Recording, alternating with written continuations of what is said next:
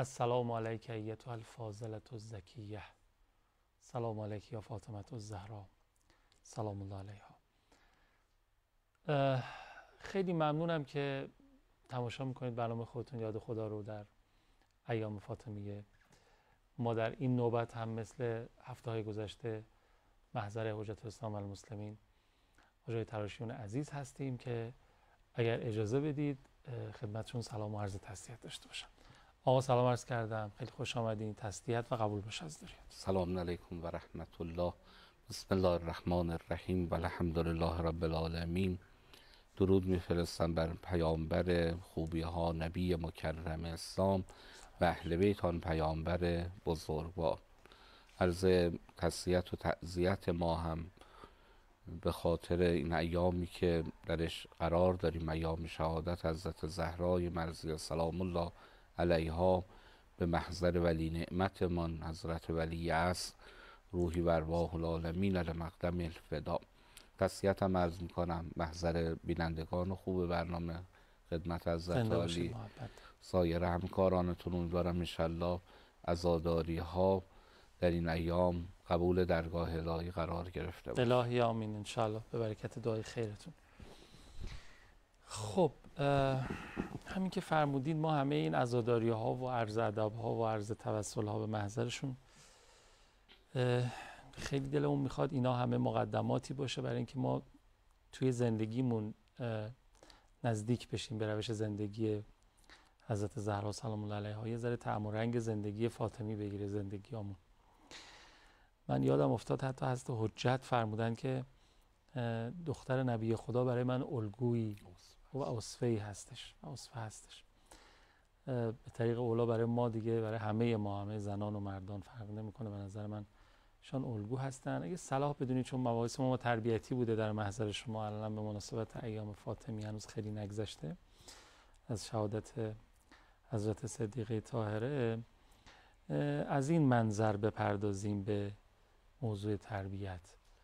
ما چطور میتونیم از زندگی حضرت زهرا الگو بگیریم برای تربیت خودمون، فرزندانمون، به طور ویژه تر دخترانمون؟ بله، ببینید همونجوری که حضرت عالی اشاره فرمودین به اون فراز فرمایش حضرت حجت روحی و ارواح العالمین لمقدم الفدا که مادر ما حضرت زهرا اسوه حسنه بودن، الگو هستن، الگو خواهند بود. امروز بشر دچار بحران هویتی داره میشه. دلیلش هم چیه؟ چون یک نظامات فکری بر جهان حاکمه که میخواد اون نظریات و افکار خودش رو به بشر به نوعی بقبولونه، حالا با اون ابزار رسانه ها، با ابزارهایی که در اختیار داره. و شما وقتی بشر امروز رو نگاه میکنین، دچار یه سردرگمی هویتی داره میشه، واقعا نمیدونه کجای ماجرا هست. ببین یه پرسش همیشه میگفتن که بشر دنبالشه که از کجا آمدم به کجا میرم، الان تا همین زمانی که هستم باید چه بکنم. ولی تو نظام رسانه‌ای که امروز در جهان حاکمه، برای اینا پاسخی به انسان نمیدن که کجا آمدی، کجا قرار بری. اصلا سقف زندگی رو دنیا میدونن، انگار بالاتر از دنیا رو براش ارزشی قائل نیستن، فکری هم ندارن، چون افکارشون افکار مادیه. ولذا چه اتفاقی داره میفته؟ این بشری که دچار بحران هویت داره میشه، روح میاره به یه سری مسکنهایی. این مسکنها نه تنها مشکلش رو حل نمیکنه، داره انگار دردش رو هم عمیق‌تر میکنه. مثلا شما ببینید امروز این مراکزی که آمار میدن تو بحث این قرص های مثلا ضد افسردگی، قرص های روان آرام بخش، روانگردان، حالا هرچی، تو عرصه مواد مخدر، تو نمیدونم مراکز فساد، همه اینها رو میخوان این مسکنی برای این بشر سردرگم فراهم بکنن. بریم این حل نمیشه، هرچی میره بیشتر جلوتر انگار باید بیشتر بشر به سمت این سو و سوی این کارها بره. خب ببینید الگوها خیلی مهمن در هویت دهی. لذا شما مثلا در اون فراز زیارت جامع کبیر از امام هادی علیه السلام هم میخونیم دیگه، محال معرفت الله. یعنی خدا برای اینکه خودش رو معرفی بکنه اشخاصی رو بر روی زمین قرار میده که این اشخاص خدا رو به انسانها معرفی کنن. شناسوندن توسط این افراد باید اتفاق بیفته. اما الان اتفاقی که داره میفته، این پوشش های بزرگ رسانه‌ای که وجود داره میخواد یه غباری رو ایجاد بکنه که این پیام نرسه به مردم.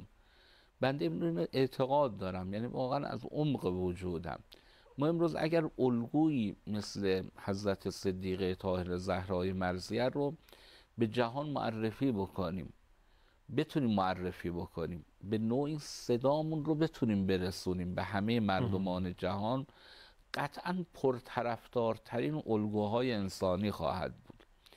دلیلش هم میدونین چه؟ دلیلش جامعیته، چون الگو اولین ویژگیش باید اون جامعیتش باشه.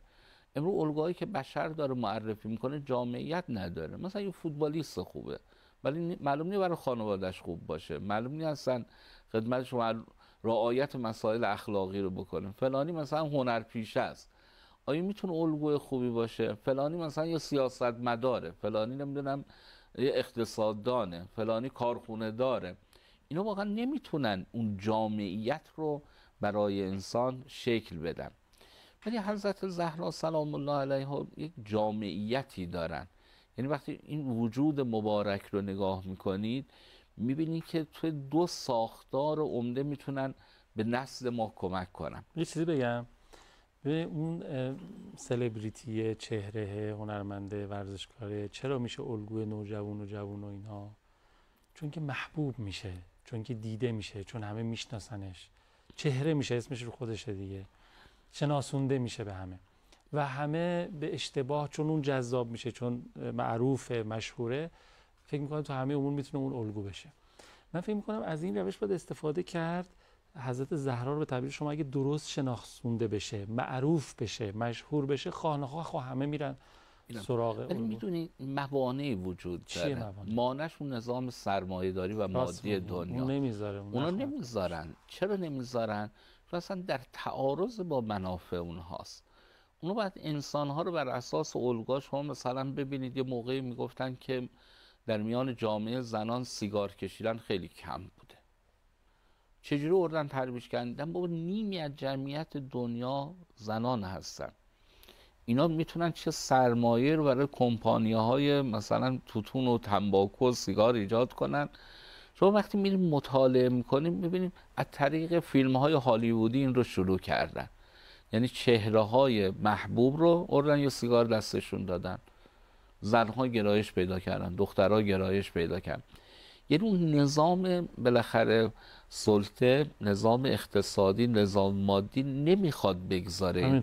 البته اینو ما بگیم، ما بالاخره خداوند متعال خودش در قرآن که صادق ترین کلامه فرمودش، اینا میخوان خاموش کنن نور اهل بیت رو، نور الهی رو، و نمیتونن. و شما همین الان هم که نگاه میکنیم این چقدر گسترش عجیب و غریبی داره تو جوامع انسانی اتفاق میفته برای رسیدن به همچون الگوهای. اما حرف بنده امروز چیه؟ حرف من اینه که ما بالاخره یک نسلی در اختیارمونه، ما خودمون، ما پدر و مادرها، ما بعد اینها رو هم بر اساس این الگوها معرفی بکنیم. لذا اینجا من مادر، من پدر باید فعال باشم. یعنی ما وقتی حرف از تربیت فاطمی میزنیم، تربیت علوی میزنیم، تربیت حسینی میزنیم، باید میداندار ماها باشیم، ماها بتونیم معرفی بکنیم. الان ببینیم ویژگی حضرت زهرا گفتیم از دو منظر قابل توجهه. یعنی امروز کسی اگر میخواد در دنیا عزتمندانه زندگی بکند، یک، و در آخرت سعادتمند باشه و سعادتمندانه زندگی بکنه، چاره‌ای نداره غیر از این که به سمت این الگو حرکت بکنه. یعنی ویژگی حضرت زهرای مرضیه اینه که کاری میکنه شما هم در دنیا عزتمندی هم در آخرت سعادتمند. ولی الگوهای امروز این کار نمیکنن. یعنی غیر از حسرت، غیر از مشکل آفرینی، غیر از تکبعد بار آوردن اتفاق دیگه ای نمیفته که این یه بچه رو تو حسرت این که فوتبالیست مشهوری بشه قرار میدیم. بایشون نمیشه. ولی الگوهای الهی اینجوری نیستن. همه ما میتونیم در مسیر حرکت کنیم، رشد پیدا بکنیم و اتفاقا بهره ببریم ازش. وجود مبارک حضرت زهرا سلام الله علیها خصوصا ما میخوایم بگیم که در این حالی که برای همه بشریت الگوان، یه موقع حضرت آقا فرمودن که حضرت زهرا سلام الله علیها فقط برای بانوان به عنوان الگو نمیخوایم معرفیشون کنیم. حالا جلوترم من تو اون شاخصه‌های الگویی حضرت زهرا خواهم گفت. یعنی یه ویژگی که حضرت زهرا داره، اون ویژگی انسانیه که برای همه بشر قابل استفاده است، فارغ از اون ویژگی جنسیتی که ایشون بانو بوده. یعنی در دو حال حضرت میتونن یه الگوی بی‌نظیر باشن که حالا انشاءالله من براتون معرفی میکنم که این شاخصهای الگویی برای تربیت فاطمی چگونه میتونه باشه. خیلی ممنونم، چون از زهرا نقش‌های مختلفی رو تو جایگاه مختلفی نقش ایفا می‌کردن دیگه، هم همسر بودن، هم فرزند بودن، هم مادر بودن، هم بالاخره بنده خدا بودن و اینا. تو هر حوزه‌ای میتونن برای همه ما آدم‌ها الگو باشن. بله، همونطوری که در بخش قبلی عرض کردیم، امروز اگر ما بخوایم تربیت فرزندان خصوصا دختران عزیزمون رو بر اساس تربیت فاطمی قرار بدیم، باید چه بکنیم؟ ببین، اولین نکته و شاید مهمترین نکته اینه که ما یک دختر و زن موفق رو او کسی میدونیم که یک جامعیتی داشته باشه. شما مثلا الان ببینید یه دختر خانم رو بیارین، نوجوان، جوان، دختر خوبی برای پدر و مادرش نباشه، آیا این حس خوبی پیدا میکنه؟ یا هر چی میره جلوتر میبینیم دچار یک بحران روحی میشه، بحران هویتی میشه. یا همین دختر خانم ازدواج نکنه، یا اگر ازدواج میکنه زن خوبی برای شوهرش نباشه، آیا واقعا حس خوبی پیدا میکنه؟ شما امروز بریم توی این مراکز مشاوره ببینید یه خیلی از دختران و زنانی هستن که حالا خصوصا خانمایی که ازدواج کردن، اینا دچار این آسیب ها شدن. میگه من نمیتونم نقش خودم رو در اون نقش زنانه خوب ایفا بکنم، به تدریج دچار انگار یک عذاب وجدانی دارم میشم، بحران هویتی میشم. چه بسا دختر خوبی بوده برای پدر مادرش، بله، ولی این نقش رو نتونسته خوب ایفا بکنه. یا ببینیم مادر خوبی، ببینید الان این خانمایی که نقش مادری رو به خوبی ایفا میکنن چه حس خوبی دارن، چه حس هویتی دارن. و امروز دیدین حتی توی این نظام بالاخره سلطه‌ای که در جهانم حاکمه، یه عده میخوان اینو فریاد بزنن. ببینید خانم مثلا میره توی اون مجلس اتحادیه اروپا آغوشی میبنده، بچهش رو همراه خودش میبره که فریاد بزنه که با من هویت مادریم رو دارم حفظ میکنم، منو مثلا مرد نبینید، منو فقط یک زن فعال اجتماعی نبینید، من عشقم اینه که دارم مادری، با این مادری کردن دارم به خودم رشد میدم، آرامش میدم. اینم یه بخشیه. بله، از اون طرف زن نیاز به فعالیت اجتماعی هم داره. این نیستش که ما در اسلام بگیم لزوما خانوما رو مثلا تو خونه باید حبسشون کرد. شما انشالله دوباره مجددا توفیق بده خداوند، مشرف بشید به مکه و مدینه، حتما رفتین اون خط مقدم نبرد رو در خندق، مساجد سبع. شما در خط مقدم حضرت زهرا عبادتگاه هم داره، اونجا هم هست. حضرت اینجا میدان نبرد، خط مقدمه. میگن چرا اینجا گاهی حضور زنان نیاز بوده، حضرت ورود پیدا میکنه هر جا بهشون نیاز بوده. کما اینکه شما در زمان جنگ تحمیلی میبینید این حضور بانوان تو عرصه های مختلف، پشتیبانی، تدارکات، درمان در نبرد چقدر مهم بوده. خب ببینید همینه. بعد میبینید این بانویی که میبینید در حوزه اجتماعی وقتی بهش نیازه، در اون چارچوب هایی که اسلام تعیین کرده ورود پیدا میکنه، چه حس خوبی داره. و یه نقشی هم که باز مهمه که بالاخره ما میدونیم بیشترین چیزی که به انسان آرامش میده اینه که ما زمین رو با آسمان به گونه‌ای وصل بکنیم و این با بندگی، با ارتباط با خدا محقق میشه.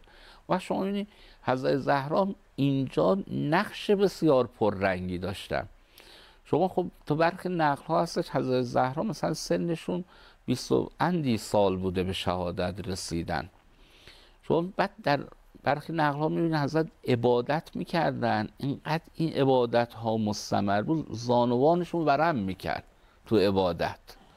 یعنی تو عبادت هم کم نمیگذاشتن، بندگیشون رو حالا در عرصه های مختلف یه بخشش عبادت های مثل نماز بوده، تهجد بوده، به کار میبستن. حالا شما این 5 تا عرصه رو دقت کنید، دختری، مادری، همسری، فعالیت اجتماعی و بندگی. خدایش انسانی که این 5 جنبه رو داشته باشه به یک آرامش نهادینه شده نمیرسه؟ چرا دیگه همه چی تمومه. آیا از اون بحران هویت در نمیاد؟ شما لذا امروز در غرب وقتی زن رو بحران هویتش رو میخوای بررسی کنی، چجوری بررسی میکنیم؟ همین میبینیم مثلا این مثلا معلوم نیست دختر کی هست، اصلا میتونه نقش دختری ایفا کنه نمیتونه، مادر هست نیست، مادری رو ازش گرفتن، نقش مادری رو ازش گرفتن و فرزندی هم که به دنیا میاد به دیگران دارن میسپارن. مثلا آقای روسو یه تعبیری داره و واقعا ببینید یعنی اون تفکری که جامعیت نداره همینه، میگه مثلا پدر مادر رو شکم بچه هاشون رو سیر کنن، بقیه کارا رو ما میکنیم. آیا این واقعا خوبه؟ در حالی که شما در الگوی زندگی حضرت زهرا سلام الله علیها میبینید هر جای حسن علیه السلام و زینب این هستن وجود مبارک حضرت زهرا پررنگ، نقش آفرینی میکنه. یعنی ما هر برشی از زندگی حضرت زهرا رو وقتی که میکشیم بیرون درباره فرض حتی شهادتشون، حتی اون واپسی لحظات میبینیم زینبین و حسنین علیهم السلام وجود دارن. حتی میبینیم اونجایی که حضرت در خانه ها میرفتن که یادآوری تعهد مردم به ولایت امیرالمؤمنین رو داشته باشن، میبینیم با فرزندانشون میرفتن. یعنی این نقش مادری جای جای پررنگه، ایفای نقش بود در تربیتشون. حالا من تو زمان اون محدوده، وگرنه اگر اون شاخصه های تربیتی چقدر پرحوصله بچه ها میرفتن مسجد برمیگشتن خونه. حضرت یه سکویی درست کرده بودن، امام حسن و امام حسین نوبتی میشوندن روی این، بودن بگین امروز جدتون رسول الله در مسجد چه فرموده.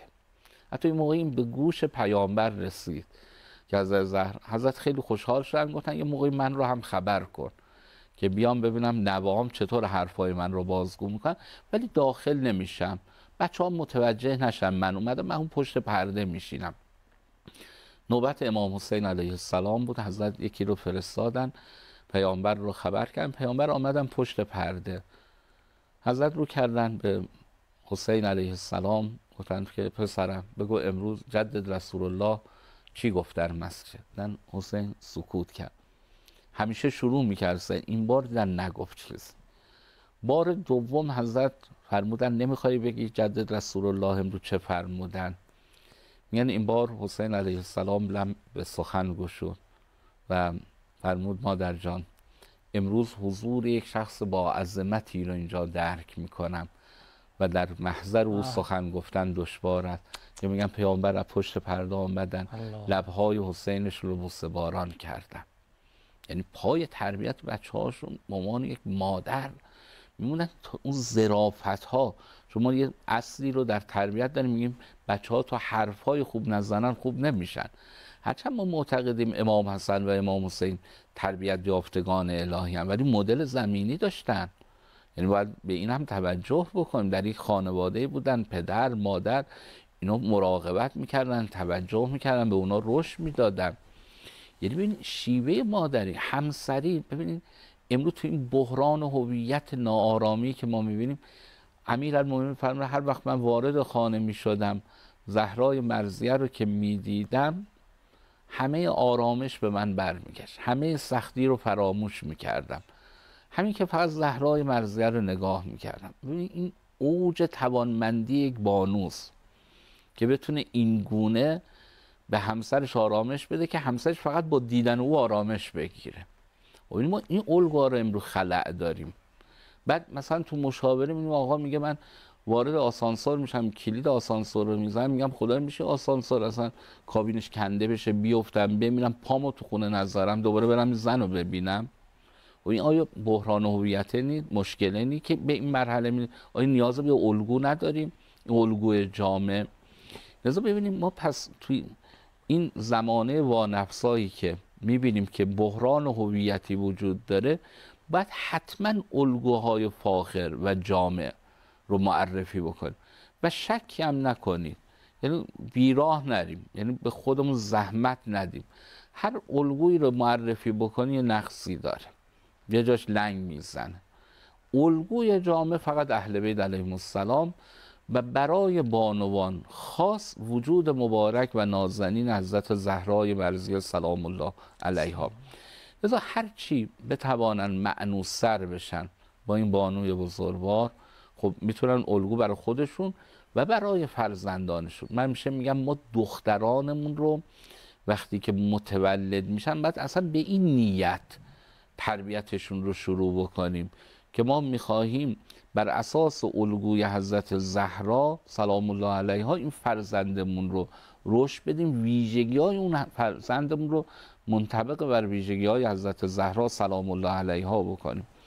پس این نکته است انشاءالله توجه بهش بکنیم و قطعا مادران بزرگواری که امروز ما میبینیم که دغدغه دارن، توجه دارن، اگه ورود پیدا بکنن به این قضیه، من نمیخوام بگم 100% موفق میشن، ولی قطعا در مسیر موفقیت میتونن قدم بردارن. نیتاشون خالص باشه که هست، مشمول دعای خود از زهرام قرار میگیرن و انشالله به اون افقهای روشن دست پیدا میکنیم. همه خیلی استفاده کردیم. اجرتون معزز زهرا، عوامری نداریم. سلامت باشین. التماس دعا داریم. محتاجیم به دعای خیرتون. خیلی ممنونم که برنامه رو تا پایان تماشا کردین. پیامبر مهربونمون صلوات الله علیه و آله فرمودن دخترم فاطمه هرگاه که در محراب دعا به عبادت و مناجات می ایستاد